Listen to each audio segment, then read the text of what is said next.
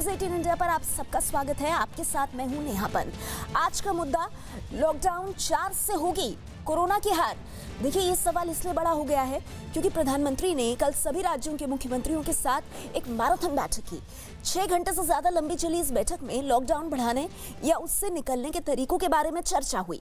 प्रधानमंत्री ने सभी मुख्यमंत्रियों से 15 मई तक अपनी योजनाओं को ब्लूप्रिंट देने को कहा। इस बैठक में पीएम ने जन से लेकर जग तक के सिद्धांत पर काम करने को कहा। इस बैठक में बिहार के मुख्यमंत्री नीतीश कुमार ने लॉकडाउन को बढ़ाने की मांग की। छत्तीसगढ़ के मुख्यमंत्री भूपेश बघेल ने मनरेगा में 200 दिन का रोजगार देने की अपील की। वहीं पंजाब के मुख्यमंत्री कैप्टन अमरिंदर सिंह ने कहा कि जिंदगी के साथ रोजगार बचाने पर भी काम किया जाना चाहिए। तमिलनाडु के मुख्यमंत्री पलानीसामी ने अपील की कि 31 मई तक ट्रेन और विमान सेवाएं शुरू नहीं होनी चाहिए। दिल्ली के मुख्यमंत्री अरविंद केजरीवाल ने मांग की कि दिल्ली में आर्थिक गतिविधियां तेज करने के लिए वार्ड के आधार पर रेड, ऑरेंज और ग्रीन जोन घोषित किए जाएं। प्रधानमंत्री की इस मैराथन बैठक में सभी राज्यों के मुख्यमंत्रियों ने कोरोना से जारी जंग के बीच अपने अपने राज्यों की मुश्किलों के बारे में पीएम को बताया। तो कल की बैठक बेहद अहम रही और उसके बाद अब सबके मन में सवाल ये उठ रहा है कि लॉकडाउन 3 के बाद जो लॉकडाउन 4 होगा उसका स्वरूप क्या होगा और क्या लॉकडाउन की सख्ती बढ़ाने या फिर घटाने से कोरोना मिटेगा। इस पर हम चर्चा करेंगे। हमारे साथ खास मेहमान जुड़ गए हैं। मैं आपका उनसे परिचय करा दूं। आपको बता दूं, हमारे साथ इस वक्त बीजेपी से प्रेम शुक्ला जी हैं, कांग्रेस पार्टी से अजय उपाध्याय जी जुड़ गए हैं। इसके अलावा आप देख सकते हैं कि हमारे साथ राजीव रंजन हैं जेडीयू से और हमारे साथ हमारे संवाददाता विक्रांत भी हैं। सबसे बड़ी बात यह है कि कल की ये जो 6 घंटे तक चली मैराथन बैठक है, इसकी एक एक खबर पर विक्रांत की रही है पैनी नजर। तो विक्रांत, सबसे पहले मैं आपके पास आना चाहूंगी और आपसे मेरा सीधा सवाल कि कल की बैठक में विक्रांत हम क्या कहें, प्रधानमंत्री की तरफ से, मुख्यमंत्रियों की तरफ से देश को क्या इशारा मिला?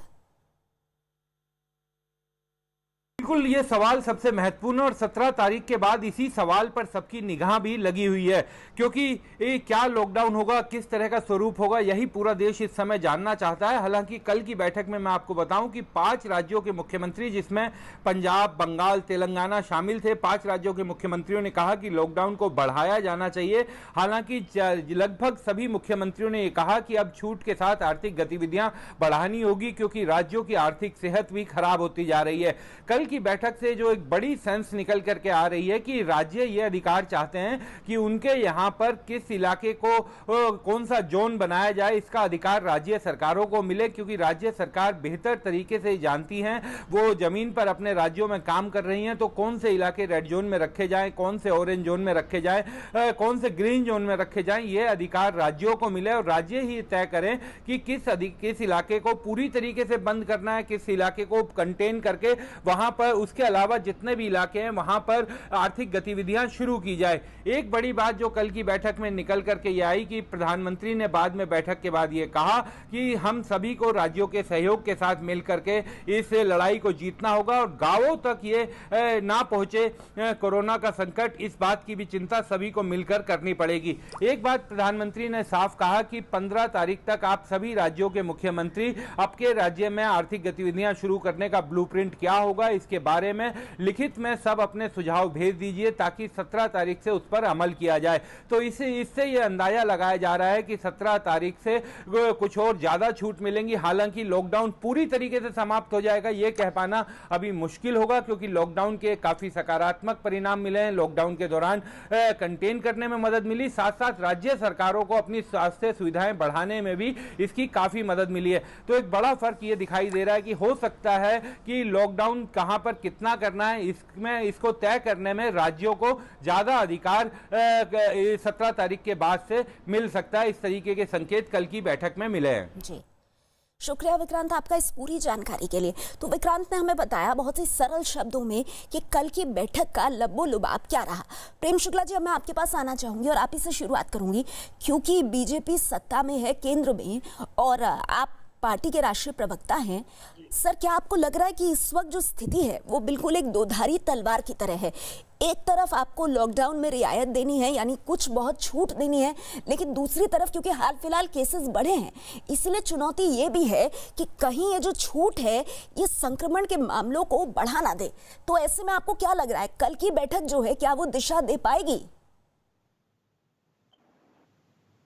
देखिए, सतर्कता के साथ जो सुरक्षा को, अपने सुरक्षा का भी जिम्मा लेते हुए जन से लेकर जग तक, जो आदरणीय प्रधानमंत्री जी ने स्पष्ट शब्दों में कहा है कि हमको जन की भी चिंता करनी है, जन स्वास्थ्य की भी चिंता करनी है, जन कल्याण की भी चिंता करनी है, और जो हमारी जगत की व्यवस्था है, जो हमारी गृहस्थी है, जो हमारा आर्थिक संसार है, वो भी स्वस्थ तरीके से संचालित हो, इस संदर्भ में भी हमको विचार करना है। इसलिए आदरणीय प्रधानमंत्री जी ने सभी मुख्यमंत्रियों से आगामी 15 मई तक सबको जो है अपना ब्लूप्रिंट कैसे आर्थिक गतिविधियों को स्वास्थ्य की दृष्टि से रखते हुए किस तरह से काम करना है, उस बारे में ब्लूप्रिंट मांगा है। ठीक है। हर किसी को सतर्क भी रहना। देखिए, कोरोना वायरस के साथ हमको जीने की आदत डालनी है, लेकिन हमको अपना संसार भी संचालित करना है। ठीक है प्रेम शुक्ला जी, आपने कहा कि हमें अपनी गाड़ी को आगे बढ़ाना होगा, लेकिन उसके साथ ही हमें ये भी ध्यान देना होगा कि अब कोरोना का जो संक्रमण है उसको धीरे धीरे कम करने की दिशा में भी काम किया जाए। देखिए, क्योंकि तमाम राज्यों के मुख्यमंत्री थे, मेरे साथ कांग्रेस पार्टी से अजय उपाध्याय जी भी हैं। अजय जी, बड़ा सीधा सवाल, कल की जो बैठक रही, क्या कांग्रेस को लगता है कि बड़ी सकारात्मक रही? क्योंकि आप फिलहाल बोलते रहे हैं कि मुख्यमंत्रियों से बात तो होती है प्रधानमंत्री की, लेकिन जो सुझाव दिए जाते हैं उन्हें अमल में नहीं लाया जाता। तो कल की बैठक को आप कैसे रेट करेंगे सर? आप ठीक कह रही हैं कि बैठक तो अच्छी है, बैठक होनी चाहिए। विचार विमर्श के बिना ये महामारी बड़ा महामारी है, बड़ा संकट है पूरे देश पर। और इसमें राज्यों की राजनीति और पार्टियों की राजनीति से ऊपर उठकर इसको देखना है। और कांग्रेस पार्टी शुरू से लेकर अभी तक वही बात कर रही है कि इसमें कोई भी ऐसी राजनीति नहीं दिखनी चाहिए, किसी की भी, और किसी का भी अपना अहम नहीं दिखना चाहिए। प्रधानमंत्री जी का जो काम है वो करें, मुख्यमंत्रियों को जो काम है वो करें, और आम जन का जो काम है और राजनीतिक पार्टियों का जो काम है हम सब कर रहे हैं। कल की जो मीटिंग हुई है, 5वीं मीटिंग थी, पहले भी मीटिंग जितनी भी हुई उसमें हमारे मुख्यमंत्रियों ने या भाजपा के भी मुख्यमंत्रियों ने जो सजेशन दिया है, मुझे पूरा इस बार भरोसा है कि शायद प्रधानमंत्री जी उन सारी चीजों पर ध्यान देंगे। जैसे कि वित्तीय आर्थिक सहायता बहुत जरूरी है राज्यों को, उनकी हालत बहुत खराब है। मनरेगा के मामले में डिमांड हुई है कि 200 दिन की मजदूरी उन राज्यों को दी जाए, जीएसटी का ड्यू है उसको दे दिया जाए। फिर जो प्रक्रियात्मक चीजें हैं, जैसे ग्रीन जोन, रेड जोन जो बनाना है, तो राज्यों को ही दे दिया जाए ताकि वो तय कर सके कि कहाँ क्या स्थिति है। तो ये बहुत सकारात्मक बात है। अब इस बात को कितने लेवल पर ली जाती है और उनको कितनी सहायता दी जाती है, ये बड़ा मुद्दा है। केंद्र सरकार का काम एक मॉनिटरिंग का ले लेती हूँ प्रेम शुक्ला जी की। प्रेम शुक्ला जी, ये बताइए, जो खास तौर पर कांग्रेस शासित राज्यों की तरफ से डिमांड आई है, जैसे कि मनरेगा में 200 दिन का रोजगार, इसके अलावा रेड, ग्रीन और ऑरेंज जोन्स का जो हक है वो राज्यों को दिया जाए, और कांग्रेस शासित राज्य लगातार कह रहे हैं कि भाई हमको आर्थिक पैकेज दीजिए। तो कांग्रेस कह रही है कि कल की बैठक के बाद अगर ये सब हो जाए तब तो कोई फायदा है। देखिए, सिर्फ कांग्रेस शासित राज्यों, सारे राज्यों को जो है आर्थिक पैकेज मिलना है। शुरुआत में आर्थिक पैकेज घोषित भी किया गया, आर्थिक पैकेज भेजा भी गया, और सम्यक और संतुलित मांगों पर विचार किया जाएगा। हाँ, अच्छा, आप कह रहे हैं आर्थिक पैकेज मिल रहा है। मेरे साथ शिवसेना से अर्जुन खोतकर जी मौजूद हैं। अर्जुन खोतकर जी, क्या आर्थिक पैकेज महाराष्ट्र को मिल रहा है? क्योंकि प्रेम शुक्ला जी कह रहे हैं कि केंद्र की तरफ से राज्यों को जो मदद चाहिए वो समय समय पर दी जा रही है और आगे भी दी जाएगी। देखिए, ये मसला तो पूरे देश का है। अच्छा। माननीय मुख्यमंत्री जी उद्धव जी ठाकरे, इन्होंने कल बताया पीएम साहब को कि हमारा जो महाराष्ट्र से सबसे ज्यादा जीएसटी जाता है, वो जीएसटी हमें मिलना चाहिए, जो उसका परतावा है वो हमें मिलना चाहिए। महाराष्ट्र सबसे ज्यादा आय देने वाला केंद्र को राज्य है, एक संपन्न राज्य है, और ये राज्य हर बार देता आया है। मांगना तो कभी कभी पड़ता है हम लोगों को, हम कभी कभार मांगते हैं। तो अभी ऐसी हालात है देश की और स्टेट की, तो ऐसे हालात के अंदर केंद्र ने पूरी ताकत से महाराष्ट्र के पीछे खड़े होना चाहिए, और वो खड़े हो भी रहे। अच्छा। माननीय उद्धव जी बार बार बता रहे हैं कि केंद्र और राज्य का समन्वय है, और अब समन्वय से काम कर रहे हैं। फिर भी हमारे कुछ मांग है। हमारा जीएसटी जो है, वो जीएसटी का पैसा देना जल्दी से जल्द देना चाहिए। इसके मामले में हम लोगों को सहूलियत मुहैया कर सकेंगे। हमारे बहुत सारे सवाल है। हमारा किसान का ऋण हमने माफ किया है, और किसान का ऋण माफ करने के बाद पहली बार माननीय उद्धव जी ने बताया कि एक हफ्ता भरने के लिए सेंट्रल ने हमें मदद करना चाहिए। अभी खरीफ हंगाम सर पर है, किसान का हंगाम सर पर है, ऐसे हालात में किसान को मदद करने की जरूरत है। ठीक है, तो सेंट्रल में ऐसे हालात में हमारे पीछे खड़े होना चाहिए, ये हमारी मांग है। ठीक है सर, मैं ये जो मांगे हैं इन पर आगे विस्तार से चर्चा करेंगे, लेकिन हमारे साथ जेडीयू से राजीव रंजन जी भी हैं। राजीव रंजन जी, बिहार की हम कल भी बात कर रहे थे और अब बिहार की तरफ से मांगे सामने आई हैं जिसमें कहा गया है नीतीश कुमार की तरफ से कि लॉकडाउन को और आगे बढ़ाया जाए, ट्रेनों को फिलहाल नहीं चलाया जाना चाहिए। तो क्या बिहार केंद्र सरकार की जो आज से पहल शुरू हो रही है 15 रूट्स पर ट्रेन चलाने की, क्या बिहार को लगता है कि इससे कोरोना का मामला और बिगड़ जाएगा? राजीव जी, देखिए, सबसे पहली बात तो ये, सबसे पहले हम लॉकडाउन के बढ़ाए जाने के संबंध में जो बिहार जो सोच रहा है उसके संबंध में नीतीश कुमार जी ने जो बात कही है, मैं उस पर पहले आऊंगा। हाँ। देखिए, बिहार में देश के अलग अलग हिस्सों से लाखों लोग आ रहे हैं, बड़ी संख्या में लोग आ चुके हैं, क्वारंटाइन शिविरों में रह रहे हैं, उनमें अनेक लोगों के पॉजिटिव होने की पुष्टि भी हुई है। लॉकडाउन अगर 17 को खत्म होगा तो बंदिशें जब खत्म हो जाएंगी और देश के अलग अलग हिस्सों से लोग बिहार आने लगेंगे या एक जिले से दूसरे जिलों में जाने लगेंगे, तो ये स्थिति भयावह हो सकती है, इससे कि बिहार के आंकड़े भी बढ़ने लगे। और इसीलिए केंद्र सरकार को लॉकडाउन के संबंध में जो भी फैसला करना है बिहार साथ होगा, लेकिन हम लोगों की राय में लॉकडाउन की जो अवधि है उसको बढ़ाया जाना चाहिए। पहली बात, ट्रेन को लेकर के स्पेशल ट्रेन से प्रवासियों को लाया जाए, ये तो नीतीश कुमार जी की मांग पर केंद्र सरकार ने इसे मंजूरी दी।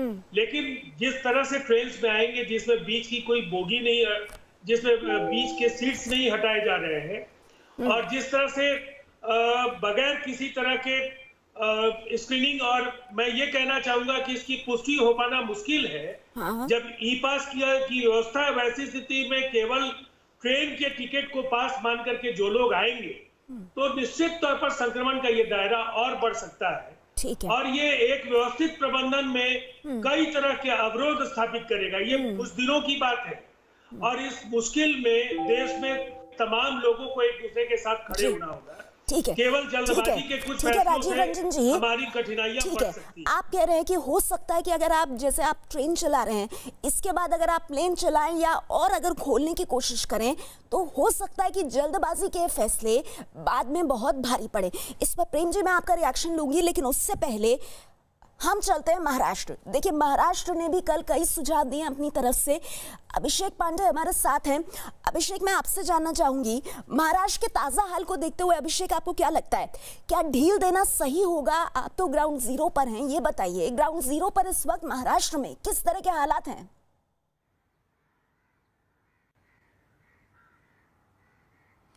महाराष्ट्र के ग्रीन जोन जहां पर हैं वहां पर थोड़ी बहुत सहूलतें दी जा रही हैं और आने वाले समय में सरकार इस पर बढ़ाने पर प्लानिंग कर रही है, लेकिन रेड जोन में अभी भी खतरा बरकरार है। और ऐसे में जो ग्राउंड पर हम देख रहे हैं, खास करके मुंबई की बात करें तो मुंबई में सबसे ज़्यादा केसेस हैं पूरे देश भर में। 12,000 से ज़्यादा केसेस हो चुके हैं जो लगातार बढ़ रहे हैं।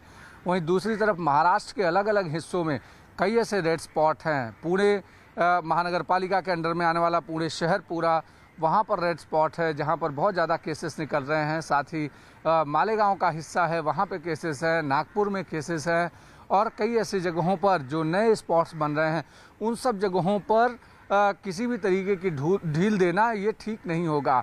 और साथ ही साथ सबसे महत्वपूर्ण बात यह है कि रेड स्पॉट्स में भी कई ऐसी जगहें हैं जहाँ पर कम्युनिटी स्प्रेड का खतरा है या कम्युनिटी स्प्रेड होना शुरू हुआ है। ऐसे में किसी भी तरीके की लॉकडाउन में ढील देना आने वाले समय में इस संक्रमण को और ज़्यादा बढ़ाएगा और इसका खतरा और ज़्यादा बढ़ेगा। यही वजह है कि महाराष्ट्र सरकार थोड़ी सी रेड स्पॉट्स को लेकर के ज़्यादा अलर्ट है। मुंबई सहित पुणे हो या जहाँ जहाँ पे रेड स्पॉट हैं, वहाँ पर जो सरकारी कर्मचारी हैं उनकी ड्यूटी भी सिर्फ 5% ही रखी है। इसके अलावा सभी अधिकारियों को, कर्मचारियों को कहा है कि वो घर से काम करें। लेकिन जिस तरीके से यहाँ पर मजदूर जा रहे हैं, जिस तरीके से मूवमेंट शुरू हुई हैं, वो कहीं ना कहीं खतरनाक हो सकता है। और वीडियो कॉन्फ्रेंसिंग में भी प्रधानमंत्री से मुख्यमंत्री ने यही बात कही थी। और अभी के ताज़ा हाल ये है कि खासकर रेड स्पॉट्स पर किसी भी तरीके की ढील देना मुंबई सहित पूरे महाराष्ट्र भर के लिए एक नई मुसीबत पैदा कर सकता है। ठीक है, शुक्रिया आपका इस जानकारी के लिए। प्रेम शुक्ला जी, अब यहाँ पे सवाल ये है कि स्थिति को मैनेज कैसे किया जाए। एक तरफ लोगों का रोजगार है, आपको आर्थिक विकास का पहिया चलाना है, और दूसरी ओर आपको ये भी ध्यान रखना है कि कुल मिलाकर के ऐसी स्थिति हो जिसमें कोरोना का संक्रमण ना फैले। तो इन दोनों को बैलेंस कैसे किया जाएगा, क्या आज की तारीख में आपको लगता है सबसे बड़ा सवाल यही है? निश्चित तौर पर आदरणीय प्रधानमंत्री जी ने भी कल यही बात की, हमको द्विस्तरीय विचार करना होगा। एक स्तर यह है कि हम अपनी आर्थिक गतिविधियों को प्रारंभ करें, दूसरा स्तर यह है कि हम कोरोना के ट्रांसमिशन को कंट्रोल किए रहें। और ऐसी स्थिति में अब राज्य सरकारों को, विशेष जैसे महाराष्ट्र की बात करें तो महाराष्ट्र में आदरणीय उद्धव ठाकरे जी को जो है, इनकी सरकार को ब्लूप्रिंट बना के देना है कि वहां पर किस तरह से आर्थिक गतिविधियों को संक्रमण बढ़ाए बिना हम कैसे प्रारंभ कर सकते हैं। उस संदर्भ में राज्य हमारी गतिविधियां कैसे प्रारंभ करें, इस बारे में वो जो इनपुट देंगे उसके आधार पर उनकी सहमत के अनुकूल उसे समन्वय बनाकर निर्णय लिया जाएगा। ठीक है, अर्जुन खोतकर जी हमारे साथ हैं। अर्जुन जी, तो आप लोग तैयार हैं इस बात के लिए कि महाराष्ट्र को लेकर अब आपका अगला कदम है कि 15 मई तक, जैसा प्रधानमंत्री ने कहा है, आप पूरा ब्लूप्रिंट बना करके दें कि महाराष्ट्र चाहता क्या है? देखिए, महाराष्ट्र और बाकी देश, पूरा राज्य, इसकी तुलना आप अलग अलग हिस्से भी कीजिए। मुंबई देश का फाइनेंशियल स्टेट है, मुंबई की तुलना देश के और राज्यों के शहरों के साथ नहीं की जा सकती। मुंबई एक अलग हिस्सा है। तो मुझे ऐसा लगता है कि माननीय मुख्यमंत्री जी और माननीय पंतप्रधान महोदय, इनके बीच में जो संवाद हुआ है वो निश्चित रूप से लोगों के हित के बारे में, लॉकडाउन कैसा बढ़ाया जाए या कम किया जाए। देखिए, ये बात तो पहली बार पूरे देश के अंदर या पूरे दुनिया के अंदर पहली बार घटी है। किसको क्या डिसीजन लेना है ये तो अनुभव से लेना पड़ेगा, क्योंकि ना अमेरिका ले पा रहा है, ना चीन ले पा रहा है, वो ठीक है, ना दुनिया का कोई देश ले पा रहा है। अर्जुन जी, मेरा सवाल आपसे बहुत सीधा है सर। मेरा सवाल ये है कि अभी जैसे कुछ रियायतें दी गई हैं, केंद्र सरकार ने जैसे आज से ट्रेनें चलाने का फैसला किया है। अब आप ये सोचिए कि दिल्ली एक रेड जोन है और उधर मुंबई भी एक रेड जोन है। दिल्ली से अगर मुंबई ट्रेन आती है तो क्या महाराष्ट्र के लिए ये एक संकट की स्थिति होगी, या आपको लगता है कि केंद्र सरकार का ये फैसला सही है? हमें डिप्लोमेसी बरतनी है सर, लेकिन डिप्लोमेसी के साथ साथ कोरोना के संकट को देखते हुए हमें बहुत ही सीधे सीधे बातें भी रखनी पड़ेंगी। हाँ, बिल्कुल, सारे एहतियात बरते जाएंगे। हाँ। अब मजूर बहुत पैनिक हो चुका है, वो रास्ते पे उतर रहा है, वो जाने की जिद कर रहा है। देखिए, जब लोग घर में बैठे बैठे 10 बाय 10 के रूम के अंदर अगर 10 लोग बैठे तो वो तो पैनिक होने वाला है। आप शुक्र मानिए कि 50 दिन तक लोगों ने यह सहन किया है, 50 दिन तक लोगों ने साथ दिए। लोगों का योगदान बुरा नहीं जा सकता, लोगों ने बहुत सहकार्य किया है, पर अभी ये स्थिति ऐसी हुई है कि अब लोग घर के अंदर रुकने के लिए तैयार नहीं, विशेषतः श्रमिक लोग, मजदूर लोग, और जो गांव से उनको पर प्रेशर है, गांव आइए। अब देखो, हर स्टेट ने उनको लेना चाहिए, उनका जो भी है मेडिकल इमरजेंसी जो भी है वो सब उन्होंने जांच कर हर स्टेट ने अब अपने लोगों को बड़े दिल से लेना चाहिए और उनको क्वारंटाइन कर उनको पर इलाज करना चाहिए। राजीव जी, ठीक है सर, मैं समझ गई आपकी बात। राजीव जी, अब यहाँ पे सवाल ये उठता है कि आप लोग एक तरफ कह रहे हैं कि अगर अभी प्रवासी मजदूर आते हैं, अगर अभी फंसे हुए लोग बाहर से बिहार में आते हैं, किसी भी राज्य में आते हैं, तो संक्रमण का खतरा बढ़ सकता है। दूसरी ओर महाराष्ट्र के जो नेता हैं वो ये कह रहे हैं कि भाई आप अपना दिल खोलिए जरा, और दूसरे राज्यों के मजदूरों को हम अपने यहाँ नहीं रख सकते, अब आपको उन्हें किसी भी हालत में लेना होगा। तो मुझे ऐसा लग रहा है कि आप दोनों की बातों में कहीं ना कहीं एक कॉन्फ्लिक्ट जरूर है। नहीं, मुझे ऐसा लगता हम उन्हें भेज नहीं रहे। ये पूरा संदर्भ महाराष्ट्र सरकार पूरे एहतियात बरता रही है, उनके रहने की व्यवस्था, उनके खाने की व्यवस्था, उनकी हर व्यवस्था मुकम्मल की जा रही है, पर लोग इतने पैनिक है। हम लोगों को नहीं भेज रहे, लोग जा रहे हैं, लोग पैदल जा रहे हैं, लोग जो व्हीकल मिल रहा है उससे जा रहे हैं। महाराष्ट्र सरकार को उन्हें संभालने के लिए पूरी तरह से तैयार है। अर्जुन जी, आप अपनी बात मुख्यमंत्री ने बयान दिया है। अर्जुन जी, आप अपनी बात रख चुके हैं सर। अभी जेडीयू के राजीव रंजन बोल रहे हैं, उनको बोलने दीजिए, फिर मैं आपके पास आऊंगी। जी राजीव जी। तो मैं ये कह रहा था कि बिहार में राज्य सरकार ने फैसला ले लिया है, 1 सप्ताह के अंदर देश के किसी भी हिस्से में जो भी हमारे प्रवासी मजदूर हैं, जो बिहार आना चाहते हैं, उनकी वापसी सुनिश्चित की जाए। राज्य सरकारों से, रेलवे के अधिकारियों से, जो भी स्टेक होल्डर्स हैं जिनसे बात करनी जरूरी है, उन सबों से बात करके उनकी वापसी के को सुनिश्चित करने के सीधे निर्देश मुख्यमंत्री नीतीश कुमार जी ने दे दिए।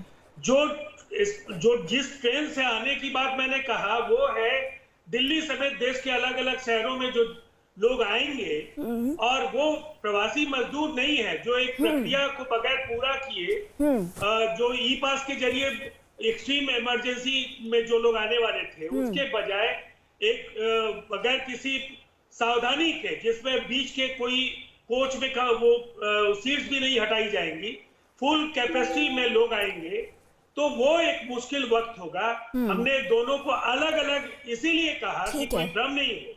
प्रवासी मजदूरों के लिए 1 सप्ताह के अंदर उनकी वापसी सुनिश्चित करने के लिए राज्य सरकार ने बिल्कुल स्पष्ट निर्देश दे दिए, और उनके आने के बाद एहतियात क्या बरतना है, क्वारंटाइन शिविरों को लेकर के केंद्र सरकार ने तारीफ की है, ब्लॉक क्वारंटाइन सेंटर्स की, बिहार के मॉडल की। ठीक है सर, मैं समझ गई आपकी बात। ठीक है, मैं इसमें जवाब आगे प्रेम शुक्ला जी से लूंगी, लेकिन अजय उपाध्याय जी, बड़ा सीधा सवाल है। देखिए, लोगों के मन में सवाल उठ रहा है कि अगर लॉकडाउन जरूरी है, अगर देश को बचाने के लिए, देश की जनता को बचाने के लिए लॉकडाउन जरूरी है, तो विपक्ष के अलग अलग खेमों से इसको लेकर सवाल क्यों उठ रहे हैं? पूरी तरह से अनकंडीशनल सपोर्ट क्यों नहीं मिल रहा सरकार को? जी, पहली बात है कि कोई भी अलग अलग सुर नहीं है, अलग अलग धुन नहीं है। ये देखने के नजरिए पर है। राज्यों की जो अपनी परेशानियां हैं, वो परेशानियां यदि केंद्र सरकार को रख रहे हैं तो वो रखना चाहिए, नहीं रखेंगे तो आपस की जानकारी नहीं एक दूसरे को मिलेगी। और इस रखने को सुझाव माने, रचनात्मक सुझाव माने, इसे कभी भी भ्रम और आपस में मतभिन्नता न माने। ये महामारी से लड़ाई है, व्यक्ति से लड़ाई और पार्टी से लड़ाई नहीं है, ये राष्ट्र के लिए है, पहली बात। दूसरी बात, एक मुद्दा मैं जरूर आपसे चर्चा करूंगा, क्योंकि लगातार 3-4 बार टर्न आपने दिया है भाजपा और बाकी लोगों को। अभी श्रमिकों की समस्या सबसे ज्यादा गंभीर समस्या है, और यदि श्रमिकों की समस्या को आज के समय अभी ध्यान नहीं दिया गया, आप देखिए आगरा और मुंबई हाईवे पर क्या हालत है अभी इस वक्त। यदि इसको नहीं ध्यान देंगे आप, ये अजय जी एक बात बताइए, अजय जी आपने बात की श्रमिकों की, केंद्र सरकार तो कह रही है कि भाई राज्य चाहे तो हम एक दिन में 300 श्रमिक ट्रेनें चला सकते हैं। कल ही स्वास्थ्य मंत्रालय की तरफ से जो पीसी हुई, उसमें भी ये कहा गया कि 100 श्रमिक ट्रेनें तो चली रही है, लेकिन कांग्रेस बार बार ये मुद्दा उठा रही है श्रमिकों का। तो आपको क्या लग रहा है कि केंद्र क्या उसमें काम नहीं कर रहा है क्या? नेहा जी, श्रमिकों के लिए जो ट्रेन की बात हुई है, स्पेशल ट्रेन की, श्रमिक के पास कहाँ इंटरनेट है नेहा जी? आप यदि किसी गांव से कभी आई होंगी, आप उनकी हालत को देखिए, अपने कैमरे को हम लोगों के तरफ मत घुमाइए, कांग्रेस और भाजपा के तरफ, जरा उन गरीबों के तरफ यदि पत्रकारिता का कैमरा घूमे तो पता चलेगा। आप लोग घुमा भी रहे हैं बहुत लोग, कि क्या हालत है। वो जिनके पैर में चप्पल नहीं है, हाथ में मोबाइल नहीं है, और इंटरनेट से टिकट कटाएंगे, और उसमें भी 3-3 हजार रुपए के टिकट हो रहे हैं। इस पर एक बैलेंस नीति अपनाई जाए। उनके पास तो खाने को नहीं है।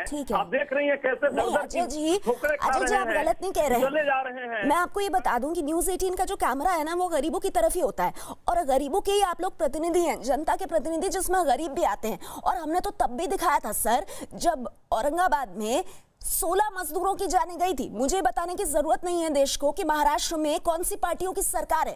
तो आप लोग ऐसी बातें तो ना किया कीजिए, हम तो हर चीज को रिपोर्ट करते हैं। पर आपने जो सवाल उठाया उस पर प्रेम जी का मैं जवाब लेती हूँ। प्रेम जी, बहुत साफ कांग्रेस पार्टी कह रही है कि आप लोग बातें चाहे जितनी कर लें, लेकिन जो फंसे हुए मजदूर हैं, जो प्रवासी, जो श्रमिक मजदूर हैं, जो प्रवासी मजदूर हैं, उनके लिए बहुत कुछ अभी तक नहीं किया गया है। कैसे जवाब देंगे आप अजय उपाध्याय को?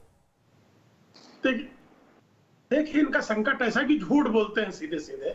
आप मुझे कृपा करके बताइए, जो प्रवासी मजदूरों के संदर्भ में इंटरनेट पे टिकट बुक करने की बात कहां से आ गई? हर जगह रेलवे ने हर स्टेट के लिए नोडल ऑफिसर नियुक्त किया है, हर स्टेट ने अपना नोडल ऑफिसर नियुक्त किया है। स्टेट के नोडल ऑफिसर को तय करना है कि किसको आना है, और मजदूरों का चयन कैसे करना है, उनका मेडिकल सर्टिफिकेशन कैसे करना है, उनकी जांच करके उसने लिस्ट देनी है। रेलवे पूरी टिकट नोडल ऑफिसर को स्टेट्स के देती है। तो इसमें केंद्र ने जो है कहां पर टिकट का जो इंटरनेट पे कहां बुकिंग हो रही है, कौन सी जगह पे श्रमिक इंटरनेट पे टिकट बुक कर रहे हैं, गैर श्रमिकों की इंटरनेट पे बुकिंग हो रही है। और जब महाराष्ट्र जैसे राज्यों में कह रहे हैं आप कि भाई पूरा पैसा स्टेट गवर्नमेंट देगी, तो फिर संकट कहां है? स्टेट गवर्नमेंट पैसा दे रही है, रेलवे टिकट देने के लिए तैयार है, रेलवे ट्रेन सब तैयार करने के लिए। ठीक है प्रभु शुक्ला जी, आपकी बात पर मैं अजय उपाध्याय का रिएक्शन लूंगी, लेकिन उससे पहले हम जरा दिल्ली का भी रुख करते हैं। दिल्ली से हम आपको बता दें, आम आदमी पार्टी से संजीव झा जी हमारे साथ मौजूद है। संजीव जी स्वागत है आपका। आपके पास आने से पहले हम चलेंगे जावेद के पास, क्योंकि कल दिल्ली के मुख्यमंत्री अरविंद केजरीवाल भी इस बैठक का अहम हिस्सा थे। जावेद, ये बताइए कल की बैठक में दिल्ली की तरफ से मुख्यमंत्री अरविंद केजरीवाल ने क्या सुझाव दिए और क्या मांग की? देखिए, मुख्यमंत्री अरविंद केजरीवाल ने प्रधानमंत्री नरेंद्र मोदी के साथ वीडियो कॉन्फ्रेंसिंग में जो मांग रखी है वो ये है कि दिल्ली में जितने भी कंटेनमेंट जोन हैं उसके अलावा पूरी दिल्ली में आर्थिक गतिविधियां खोल देनी चाहिए। इसको थोड़ा सा अगर डिटेल में समझें तो अभी दिल्ली में, पूरी दिल्ली में 81 कंटेनमेंट जोन मौजूदा वक्त में हैं। एक समय ये था जब दिल्ली में कंटेनमेंट जोन की संख्या 100 तक पहुँच गई थी, अब धीरे धीरे उनको कम किया जा रहा है। 19 कंटेनमेंट जोन डीकंटेन किए जा चुके हैं। मुख्यमंत्री की सोच इसके पीछे ये है कि पूरी जो दिल्ली है, यानी दिल्ली में 11 ज़िले हैं, सभी 11 ज़िले रेड जोन में हैं। अभी केंद्र सरकार की गाइडलाइंस के मुताबिक हो ये रहा है कि वहाँ पर सीमित आर्थिक गतिविधियाँ चल रही हैं। मुख्यमंत्री लगातार ये कह रहे हैं कि दिल्ली की अर्थव्यवस्था को दुरुस्त रखने के लिए ज़रूरी है कि आर्थिक गतिविधियाँ खोली जाएँ। पिछले हफ्ते भी मुख्यमंत्री ने एक प्रेस कॉन्फ्रेंस की थी, उसमें उन्होंने कहा था कि जो दिल्ली है लॉकडाउन खोलने के लिए पूरी तरह से तैयार है। तो कल जो मांग प्रधानमंत्री के सामने रखी गई थी वो ये थी कि दिल्ली में जितनी भी आर्थिक गतिविधियां हैं वो अब खोलने का वक्त आ गया है, और जो डी कंटेनमेंट जोन हैं उनके जो नियम हैं उनको और सख्त किया जाना चाहिए, ताकि जो कोरोना की जो चैन है उसको तोड़ा जा सके। तो ये बड़ी मांग मुख्यमंत्री ने प्रधानमंत्री के साथ वीडियो कॉन्फ्रेंसिंग में की है। जी, शुक्रिया आपका जावेद इस जानकारी के लिए। तो मेरे साथ संजीव झा जी मौजूद हैं। संजीव झा साहब, अब आपको क्या लग रहा है कि इस वक्त दिल्ली सरकार को क्या मुश्किल आ रही है? क्योंकि कमोबेश अगर दिल्ली की स्थिति देखी जाए तो बहुत अच्छी स्थिति नहीं है। टेस्टिंग हुई है तो इस वजह से केसेस भी बहुत ज़्यादा आए हैं और केसेस फिलहाल बढ़ ही रहे हैं। तो ऐसे में जो आप कह रहे हैं कि कंटेनमेंट जोन को छोड़कर बाकी इलाके को खोला जाए, क्या यह दिल्ली वासियों के लिए एक सुरक्षित कदम रहेगा? आपको याद होगा 4 अप्रैल को दिल्ली के मुख्यमंत्री अरविंद केजरीवाल जी ने कहा था अब कोरोना के साथ जीना है। जब हम कह रहे हैं कोरोना के साथ जीना है तो अपनी इकोनॉमी को धीरे धीरे आपको खोलना पड़ेगा, क्योंकि कई सारे और गंभीर समस्याएं हैं। कोरोना के साथ साथ कहीं ऐसा ना हो कि इसके आने के बाद कोई दूसरा मॉन्स्टर तैयार जो उससे भी खतरनाक हो। अब आप प्रवासी की बात करें, अगर मजदूरों की बात करें, अगर उनको यहाँ काम नहीं देंगे तो कुछ भी कर लो, नहीं रुकने वाला दिख भी रहा है। तो कई सारे इसके कॉन्सिक्वेंसेज है। तो दिल्ली के सीएम ने 2 रिक्वेस्ट किया था। हम लोगों ने कहा था ये कंटेनमेंट जोन को पूरे डिस्ट्रिक्ट का ना करके उसको छोटे छोटे इलाके 500 मीटर के दायरे में हम कंटेनमेंट जोन मान लेते हैं, और बाकी जोन को जहां पे केसेस नहीं आ रहे हैं उसको ग्रीन और ऑरेंज मान लेते हैं। तो मैं ये मानता हूं कि अगर ऐसा नहीं है कि 31 मई के बाद ये कोरोना वायरस खत्म हो जाने वाला है, वायरस फिर भी रहेगा।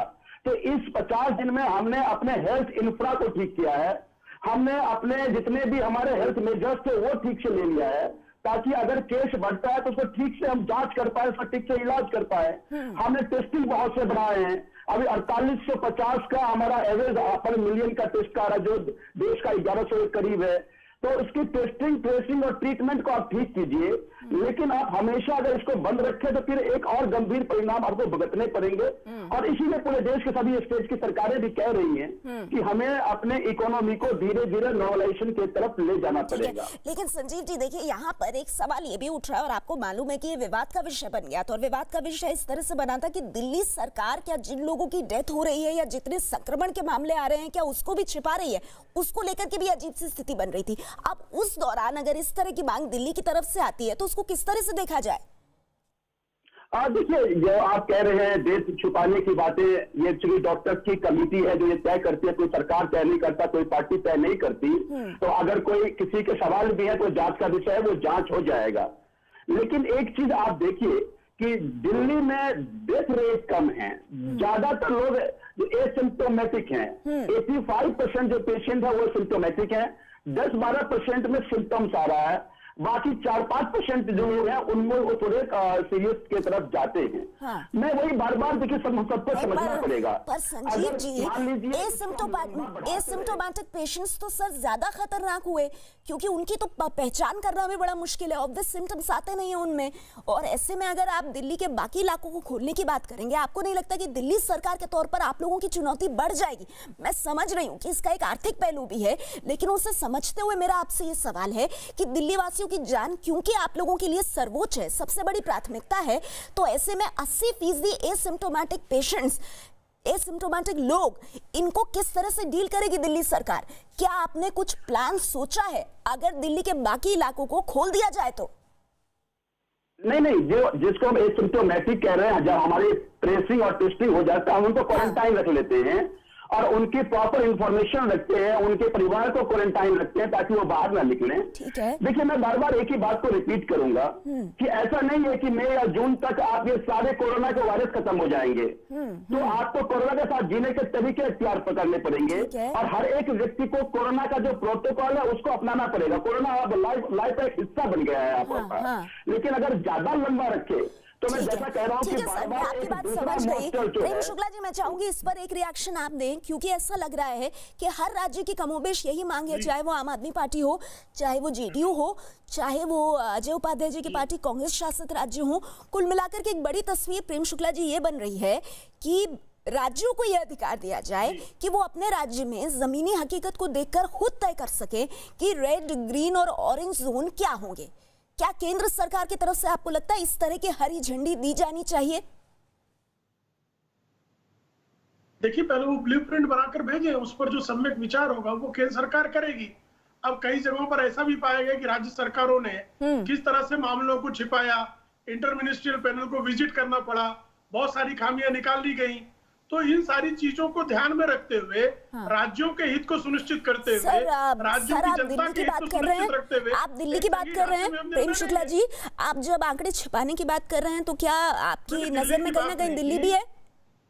नहीं, उसमें दिल्ली भी नहीं, दिल्ली में भी इस तरह के मामले सामने आए हैं और स्वयं जो है आपके प्रवक्ता करे जांच का विषय है, ये कोई मैं अकेले नहीं कह रहा हूँ, स्वयं आपके प्रवक्ता महोदय कह रहे हैं। तो संजीव जी, वही मेरा सवाल था कि चुनौतियां बहुत हैं, इसीलिए अभी कोई कमिटमेंट नहीं मिल पा रहा है, क्योंकि केंद्र भी देख रहा है कि एक राज्य के तौर पर आप लोग किस हद तक आगे बढ़ रहे हैं। पहले ब्लूप्रिंट भेजिए और फिर उस पर फैसला लिया जाएगा, ये बहुत साफ तौर पर कहा जा रहा है। देखिए मैं बार बार एक ही बात को रिपीट कर रहा हूँ कि ये जो कौन कोरोना पॉजिटिव है, कौन कोरोना पॉजिटिव नहीं है, कोई पार्टी डिसाइड नहीं करती, कोई सरकार के मुख्यमंत्री डिसाइड नहीं करते, डॉक्टर्स की एक कमेटी है जो ये डिसाइड करती है कि कौन सा कोरोना पॉजिटिव है, कहां से कितने केसेज आए। और दिल्ली में तो ज्यादातर जो 3 बड़े हॉस्पिटल जो केंद्र सरकार के अधीन है, चाहे वो RML हो, चाहे वो एम्स हो, चाहे वो लेडी हार्डिंग हो, तो मुझे ये लगता है कि जैसा सीएम साहब ने कहा और हमारे चीफ सेक्रेटरी ने भी चिट्ठी लिखा है कि अगर कोई आंकड़ों में गलती हुई तो क्यों हुई और इसके कारण क्या थे, और गलती है भी कि नहीं है, गड़बड़ी है कि नहीं है, इसकी जांच की जाए। तो तभी मैंने कहा कि इसमें कोई छुपाने की बात नहीं है, अगर डिस्क्रिपेंसी आई है तो उसकी जांच होगी। लेकिन मैं उससे आगे बढ़कर एक बात मैं कहता हूं कि हर राज्य को यह तय तो खुद करना पड़ेगा ना कि किस एरिया में इकोनॉमिक एक्टिविटी हो सकते हैं, वो तो केंद्र सरकार नहीं तय कर पाएगी। और मुझे लगता है कि अगर इसमें कोई कोऑर्डिनेशन नहीं रही तो सबसे गंभीर परिणाम भुगतने पड़ेंगे। प्रेम जी, यही सवाल था कि ये अधिकार तो अब राज्यों को आपको देना पड़ेगा ना, केंद्र को ये अधिकार क्या अब राज्यों को देना पड़ेगा कि राज्य खुद ये तय करें कि कौन सा इलाका किस जोन में आ रहा है? नेहा जी, ये तो सारी बातें जो है बहुत पारदर्शी हैं। राज्य के समन्वय से ही केंद्र जो है रेड जोन, ऑरेंज जोन या ग्रीन जोन का निर्णय लेता है। कोरोना पेशेंट कहाँ है क्या राज्यों को नहीं पता है, तो कंटेनमेंट जोन के संदर्भ में उन्होंने अपनी राय दी है। और स्वयं प्रधानमंत्री जी ने कहा कि लॉकडाउन 1 से लॉकडाउन 2 में डिफरेंस है, ठीक है, लॉकडाउन 2 से लॉकडाउन 3 में डिफरेंस है। लेना चाहूंगी अजय जी, आपके जो मुख्यमंत्री हैं आपकी पार्टियों के, वो भी इस बात को कह रहे हैं कि जो कंटेनमेंट जोन हैं उसका फैसला जो है, रेड जोन का फैसला, ये सरकार को करना चाहिए, वहां की राज्य सरकार को। प्रेम शुक्ला कह रहे हैं कि राज्य सरकार ही तो फैसला कर रही है इसका। देखिए नेहा जी, अब कोई आंख पे पट्टी बांध ले और यहाँ गाल बजाए तो उसकी बात नहीं, लेकिन सच्चाई ये है, रायपुर का उदाहरण मैं दे रहा हूँ। रायपुर में जितने केसेस थे उससे ज्यादा केसेस यूपी के बहुत सारे जिलों में है, लेकिन रायपुर को आपने रेड जोन कर दिया और बहुत सारे ऐसे ऑरेंज जोन है जहां एक भी केस नहीं है। ग्रीन जोन की बात चलिए ठीक है, इसी पर मुख्यमंत्रियों ने कहा, वहां के मुख्यमंत्री ने कहा कि भाई हमें ये तय करने दीजिए यहाँ पे क्या स्थिति है, और एक्टिविटी हमारी आर्थिक गतिविधि जो संचालित करनी है उसी के अकॉर्डिंगली वो लोग आर्थिक गतिविधि जी आपके दो पॉइंट्स हैं, आपके दोनों पॉइंट्स पर मैं आगे आऊंगी, लेकिन इस बीच एक बड़ी जानकारी अपने दर्शकों को दे दे। देश भर में पिछले 24 घंटे में कोरोना के 3604 मरीज सामने आए हैं। कोरोना से 24 घंटे में 87 लोगों की मौत हो गई है। वहीं देश भर में अब तक कोरोना से मरने वालों की संख्या 2293 पहुंच गई है। देश में अब तक 70,756 कोरोना पॉजिटिव हो गए हैं। वहीं अब तक 22,455 लोग ठीक भी हुए हैं। तो ये एक बड़ा आंकड़ा है कि पिछले 24 घंटे में 3604 मरीज आए हैं, और इसी वजह से कहीं ना कहीं एक चुनौती बना हुआ है कि लॉकडाउन 4 में आखिर आप कितनी रियायत दें। अब मुझे मालूम है राजीव जी आप बहुत वक्त से हमारे साथ हैं, मैं आपके पास तुरंत आऊंगी, लेकिन उससे पहले सिर्फ एक 20 सेकंड का रिएक्शन प्रेम शुक्ला जी आपसे। जो बात अजय उपाध्याय ने कही कि आप कह रहे व्यवस्था पारदर्शी है, पर वो उदाहरण देकर के कह रहे हैं कि व्यवस्था पारदर्शी कहाँ है। देखिए ऐसा है कि मैं भी उदाहरण बता रहा हूँ, बंगाल में बहुत सारे राज्यों की, बहुत सारे जिलों की ऐसी स्थिति आई, बंगाल के बहुत सारे जिलों में जहां पर आंकड़े छिपाए गए, दिल्ली में आपके सामने आ रहे हैं, और कई सारे राज्यों की स्थितियां ऐसी हैं। तो ऐसे में जो है, अगर कहीं कंटेनमेंट जोन घोषित किए, कहीं रेड जोन, ऑरेंज जोन या ग्रीन जोन, जो राज्य सूचना देता है उसके आधार पर आवश्यकताओं के अनुकूल किया जाता है, और उसमें भी विशेषज्ञों का पैनल ही करता है, कोई राजनीतिक व्यक्ति नहीं करता निर्णय।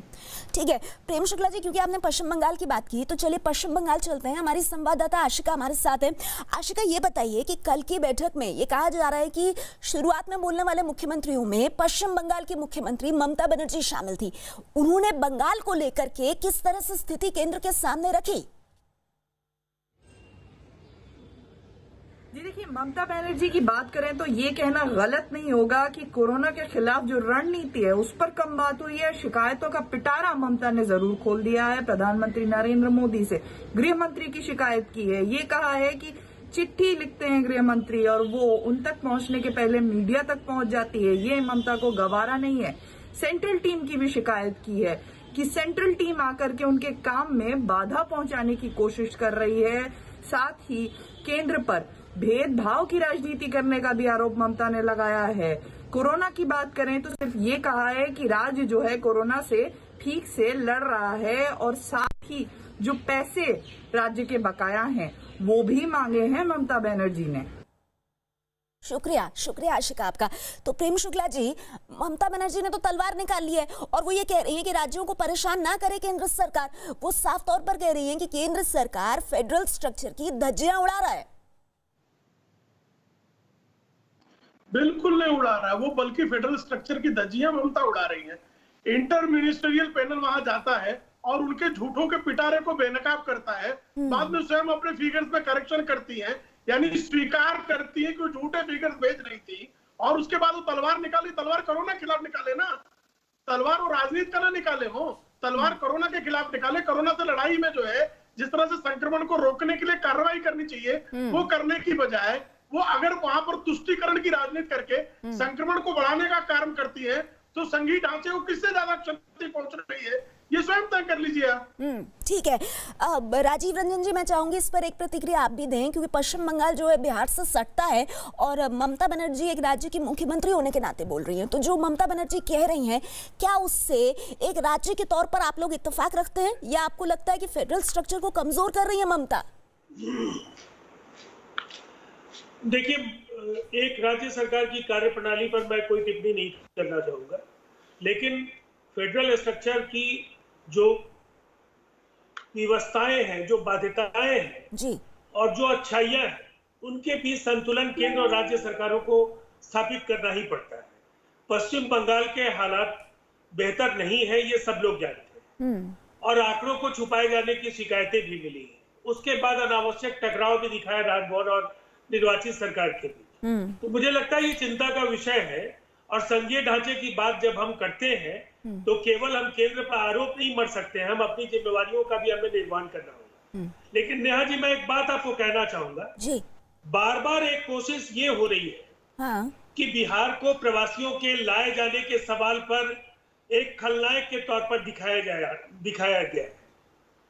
बिहार ने तो व्यवस्थित प्रबंधन का मार्ग प्रशस्त किया। कुछ राज्यों से कुछ लोग आए थे, उनके लिए गाइडलाइंस का बदलाव हो, स्पेशल ट्रेन से उनको लाया जाए, और कल प्रधानमंत्री जी से केवल लॉकडाउन की अवधि को बढ़ाए जाने की उन्होंने अनुशंसा नहीं की, उन्होंने ट्रेन की संख्या बढ़ाए जाने की बात भी कही, आर्थिक गतिविधियों को लेकर के भी अपनी बात कही। एक संतुलन के साथ जाना होगा, और कांग्रेस की जो दृष्टि है मुझे लगता है ये उभर नहीं पा रहे हैं। इन्हें समझ में नहीं आता है कि हर संकट की घड़ी में केवल विरोध करके उपस्थिति दर्ज कराना ये उचित रास्ता नहीं है। आपने औरंगाबाद का दृश्य आपने खुद बताया, और जिस तरह से सूरत के स्टेशन पर कांग्रेस के नेताओं ने हरी झंडी दिखा करके ट्रेन को रवाना कराने में जो अफरा तफरी मचाई, जिस तरह से सोशल डिस्टेंसिंग की धज्जियां उड़ी, देश के अलग अलग हिस्सों से कांग्रेस पैसा देगी, कहां गया ये नारा? केवल टीवी डिबेट्स में कांग्रेस के नेताओं की बात सुन लीजिए, राजद जैसी पार्टियों की बात सुन लीजिए। प्रधानमंत्री जी ने सुना है राज्यों को, और जो गाइडलाइंस आने वाले हैं उसके बाद ही इस तरह की कोई बात होगी। अगर राज्यों ने ग्रीन जोन से लेकर ऑरेंज जोन और ये रेड जोन को लेकर के अगर कोई बात कही है, कंटेनमेंट जोन्स को निर्धारित करने की बात अगर कही है, तो गाइडलाइंस का इंतजार करें। राज्यों को उन्होंने सुना, जो गाइडलाइंस आएंगे उसका पालन। तो राजीव जी, आपने कहीं ना कहीं जो मुख्य विपक्षी पार्टी है कांग्रेस पार्टी, उन पर भी काफी सवाल उठाए हैं। अजय जी सुन रहे हैं मेरे ख्याल में आपको। अजय जी, अब बताइए, आप फेडरल स्ट्रक्चर जो है राजीव जी कह रहे हैं उसमें तो राज्य के साथ साथ केंद्र दोनों को भूमिका निभानी है ना। ऐसा नहीं हो सकता कि सिर्फ विरोध के नाम पर विरोध किया जाए और सियासत की जाए। कैसे जवाब देंगे आप? पहली बात नेहा जी, आज सेवा का मौका है। कांग्रेस पार्टी जब मजदूरों को आप नहीं दे रहे थे ट्रेन और उनको ना टिकट दे रहे थे, कांग्रेस पार्टी ने यदि कहा कि हम आपको मदद देने को तैयार हैं, केरला के हमारे प्रदेश अध्यक्ष ने 1 करोड़ रुपए वहां के चीफ सेक्रेटरी को दिया। अब सुन लीजिए, आप बोल रहे थे, मैं बोला देखिए अब ये बदतमीजी, इनको रोकिए, इनका आवाज बंद कीजिए। अभी जब ये बोल रहा थे तो मैं एक शब्द नहीं बोला, फिर ये चाहते हैं कि विवाद। इसी तरह भरूच में फिर आप चिल्ला रहे हैं। अरे आप 2 मिनट 1 सेकंड रुक जाइए। आप अच्छे प्रवक्ता माने जाते हैं, आपकी खींच भाजपा से है, अब कांग्रेस से मत उतारिए, भाजपा वालों से उतारिएगा। जहां तक बात आती है अभी गुजरात भरूच से, भरूच में हमारे जिला अध्यक्ष राजेश सिंह राणा ने 7.5 लाख रुपए जमा करके ट्रेन स्टेशन चलाई।